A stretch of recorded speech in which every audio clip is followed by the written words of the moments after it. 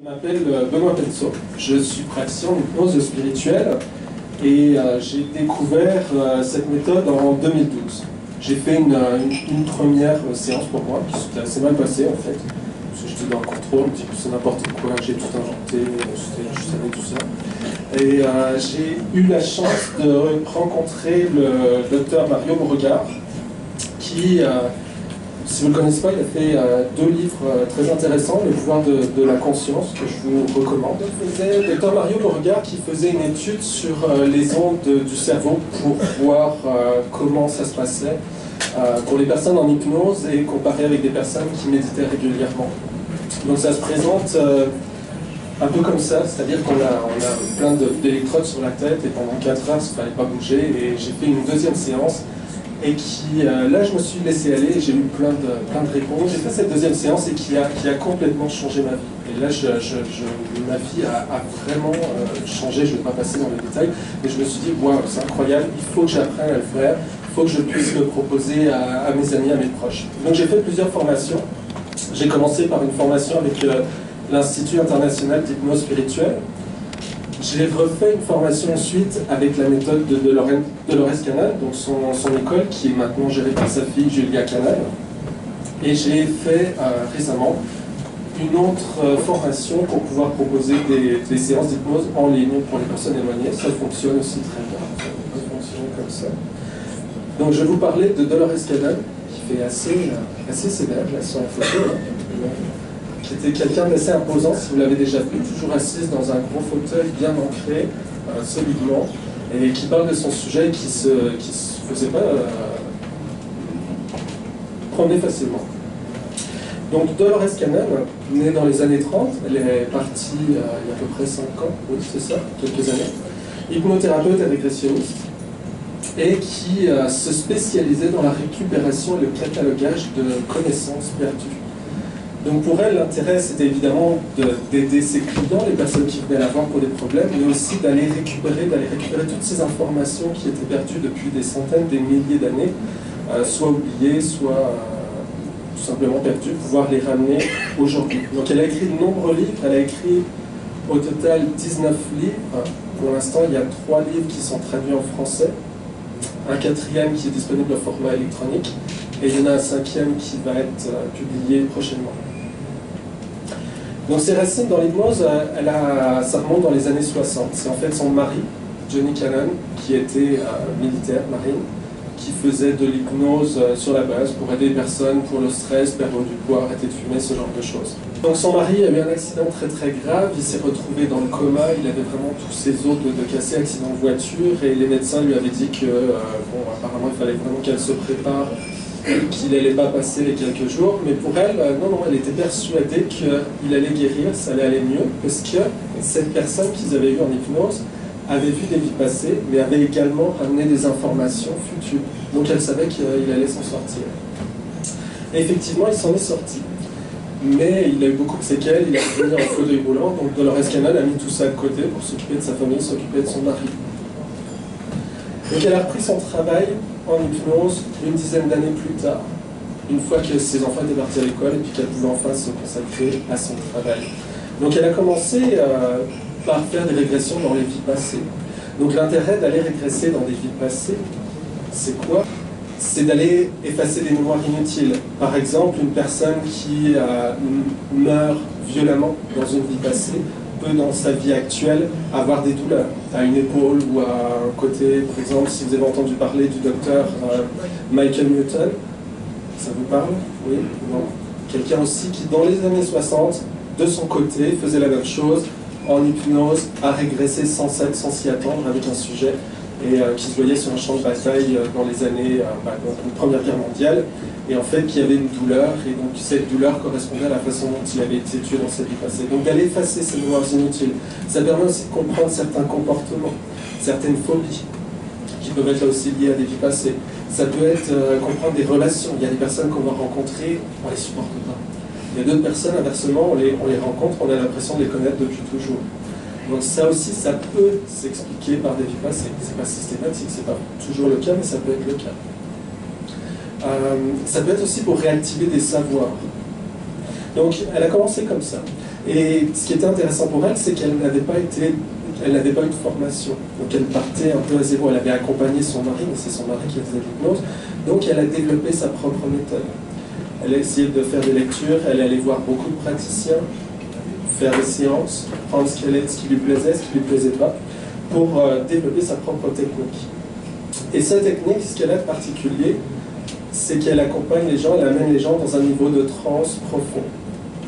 Donc, limite entre la veille et le sommeil.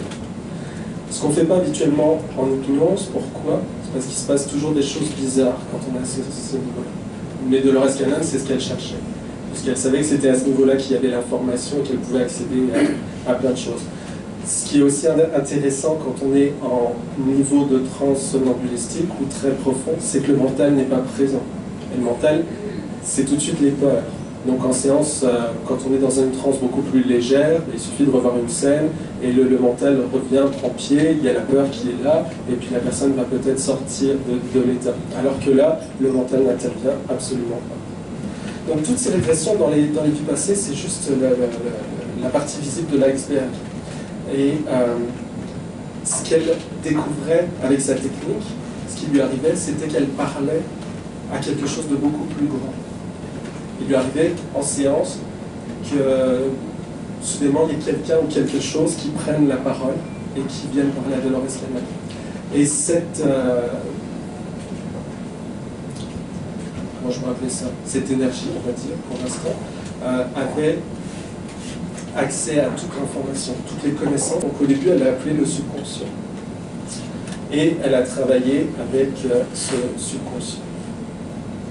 Pendant les 30 années de ce type de travail, j'ai développé ma propre technique unique d'hypnose. J'ai découvert un moyen d'accéder à ce que j'appelle le subconscient de la personne avec qui je travaille. Ce n'est pas le subconscient tel que défini par les psychiatres. Je le compare à l'âme, à la conscience supérieure, au moi supérieur.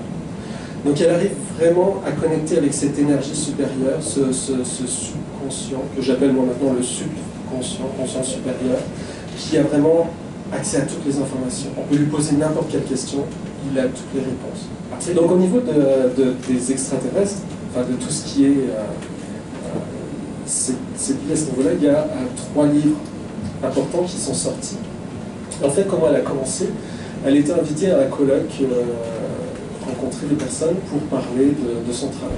Et cette personne a dit, je pense que j'ai été enlevée, j'aimerais faire une séance avec vous. Et donc ça a été la première fois, c'est ce qui a déclenché ce travail pour elle, pour passer à l'étape suivante, où elle a pris cette personne en séance d'hypnose, et ils sont allés voir ce qui s'était passé exactement à ce moment-là. Donc elle a fait plusieurs livres. En fait, tous les livres restants qu'elle a fait sont liés à ce sujet. Donc le premier, Les jardiniers de la Terre.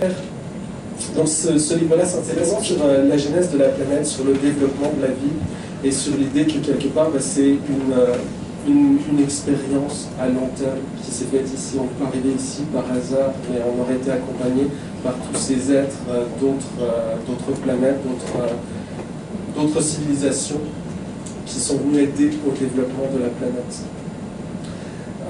Et ce qui est intéressant, c'est que dans chaque culture, par exemple, il va y avoir des légendes de personnes qui apportaient l'information. Donc en général, ces personnes venaient soit du ciel, soit traverser l'océan. C'est des personnes qui apportaient des moments clés, venaient aider pour le développement de l'agriculture, apporter certaines cultures, comme en Amérique, par exemple, les Amérindiens, ils avaient la femme du maïs qui leur apportait ces plantes-là. Donc c'est ces êtres extraterrestres qui venaient sur Terre, qui prenaient forme humaine et qui venaient donc dans des villages ou dans des groupes pour apporter de l'information, éduquer quelque part. Et comme ces êtres ne tombent pas malades, maîtrisent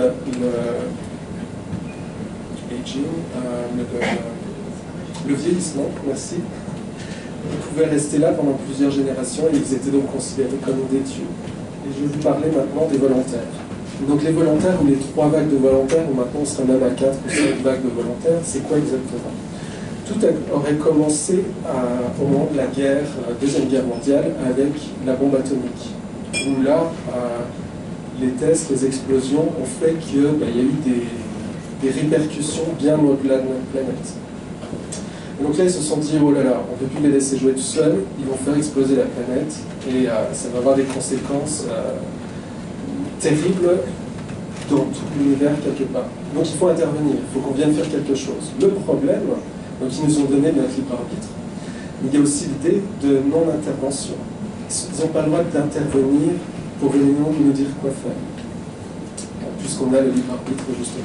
Donc Dolores Cannon leur pose la question, elle leur dit oui, mais quand vous apportez des connaissances, quand vous avez apporté l'agriculture, toutes ces choses-là, est-ce que c'est pas intervenir quelque part? Ils ont dit non, on vous apporte des cadeaux. Ce que vous en faites après, si vous en faites une bonne ou une mauvaise utilisation, ça c'est vous qui le faites. Ce qui serait intervenir, ce serait revenir après pour vous dire que vous ne l'utilisez pas correctement. Je ne pense pas qu'on a toujours utilisé tout correctement, mais ça c'est un autre sujet. Donc, par rapport à ces extraterrestres ou ces êtres d'ailleurs, ils ne sont normalement pas autorisés à s'immiscer dans les affaires des autres cultures. Ils ne peuvent que regarder et observer. La seule exception serait si nous atteignions le point où nous pourrions éventuellement détruire notre planète. Cela ne pourrait pas être permis, car cela provoquerait une onde de choc dans la galaxie et de nombreuses autres civilisations seraient affectées. Donc qu'est-ce qu'ils ont fait? Et là est venue l'idée de faire venir des volontaires d'autres planètes, d'autres civilisations, des aides. Ils ont lancé un appel à l'aide, et donc il y a ces volontaires, ces aides, qui se sont portés volontaires pour venir s'incarner sur Terre. Et donc ça a commencé après la Deuxième Guerre mondiale, au moment un peu du baby boom, où ces êtres sont arrivés sur Terre. Donc la première vague, apparemment, ça a été très difficile pour eux, puisque on est sur une planète très dense, beaucoup de densité, beaucoup de violence, où il faut se nourrir très difficile d'adaptation pour des êtres qui viennent d'autres planètes, qui n'ont pas forcément besoin de se nourrir, ou qui vont se nourrir de lumière ou d'énergie, et qui ne connaissent pas forcément toute la violence qu'on peut avoir ici.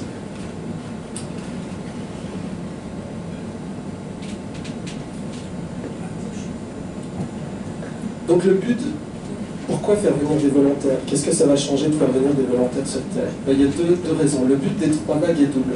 Premièrement, changer l'énergie de la Terre pour éviter les catastrophes. Et deuxièmement, aider à augmenter l'énergie des humains afin qu'ils puissent évoluer avec la Terre dans la prochaine dimension. Donc il y a des volontaires qui viennent, qui ont juste besoin d'être dans une pièce ou passer quelque part pour, entre guillemets, contaminer d'autres personnes autour avec leur bonne énergie. Il y a d'autres personnes qui vont peut-être venir s'investir pour défense, cause animale ou autre. Donc toutes ces choses pour apporter des bonnes énergies pour essayer de faire évoluer la planète dans la bonne direction. Ok, juste rapidement. Simplement, les aides de la Fédération vous aiment, vous les humains. Ils reconnaissent qu'il existe des comportements primitifs sur la planète. Mais pour atteindre le niveau que vous avez, en fonction des restrictions dans lesquelles vous avez dû travailler, c'est incroyable. Votre capacité à aimer est profonde, votre capacité de peur est profonde. C'est le pouvoir de contrôle qui cause des problèmes à tout le monde, favorisé par la peur. Et pour la dernière, toute dernière, je vais finir là-dessus, et c'est vrai que pour moi c'est énorme. Et le jour où j'ai compris ça, c'était vraiment incroyable. C'est que Dolores Cannon disait il n'y a pas de limite, à moi de l'écrire vous-même. Tout est possible. Vous n'êtes limité que par votre propre imagination. Et c'est vrai qu'il n'y a absolument aucune limite. Tout est possible. Donc là, voilà, je vais laisser. Une personne qui vient me voir, une trentaine d'années, 30-35 ans peut-être, qui perd la vue. C'est-à-dire qu'elle a plein de cicatrices au fond des yeux, et les médecins lui disaient, écoutez, dans 5, 10, 15 ans peut-être, vous allez être aveugle. Et donc, on fait la séance. Pendant la séance, elle reçoit de la lumière, mais tellement forte que ça lui brûlait les yeux. Elle me disait, ça brûle, ça brûle, ça brûle, elle recevait cette lumière dans les yeux. Et elle m'a dit après qu'en réécoutant la séance, et souvent les personnes qui ont des soins, enfin on va appeler ça des soins, dans les séances, ressentent les sensations physiques en réécoutant l'enregistrement. Donc, elle part, et elle me dit j'ai mal à la tête. Je dis oui, ça peut arriver. Souvent c'est vrai qu'à la fin de la séance, la personne peut avoir un petit mal de tête, surtout s'il y avait des résistances au niveau du mental. Je dis repose-toi bien, bois de l'eau, et puis demain ce sera passé, dans 2 heures ce sera passé. Le lendemain elle avait toujours mal à la tête. C'est quelqu'un d'assez proche de moi, donc j'avais quand même des informations régulières. Puis je prends quelques nouvelles, donc c'était le samedi ou le dimanche. Le dimanche j'appelle, elle me dit oui j'ai toujours mal à la tête. Je dis écoute, attends pas, va voir le médecin demain. C'est pas normal, il y a peut-être quelque chose. Le lundi n'y va pas, et puis elle continue toute sa semaine comme ça, puis je prenais des nouvelles, et jeudi soir, je l'appelle, elle avait toujours autant mal à la tête. Donc elle me dit, j'ai pris rendez-vous, je vais voir le médecin vendredi soir. Donc elle sort de son travail vendredi soir, elle va voir le médecin, tout de suite, grosse panique, parce que le médecin pensait qu'elle faisait un début d'AVC. Donc elle lui a donné des cachets, elle a envoyé passer un IRM, un scanner, enfin plein de choses comme ça. Là, moi, je paniquais, je me dis, mais non, c'est pas possible, c'est pas moi qui ai pu faire ça en séance. J'ai vu quelque chose comme ça se passer. Et donc, elle a fait des examens tout son week-end, elle était stressée à un niveau pas possible. Et le lundi, j'ai des nouvelles. Elle me rappelle, elle m'a dit, t'es bien assis? Je dis, attends, je m'assieds. Donc, je m'assieds. Elle me dit, tu sais ce que c'est? Ma vue s'est améliorée.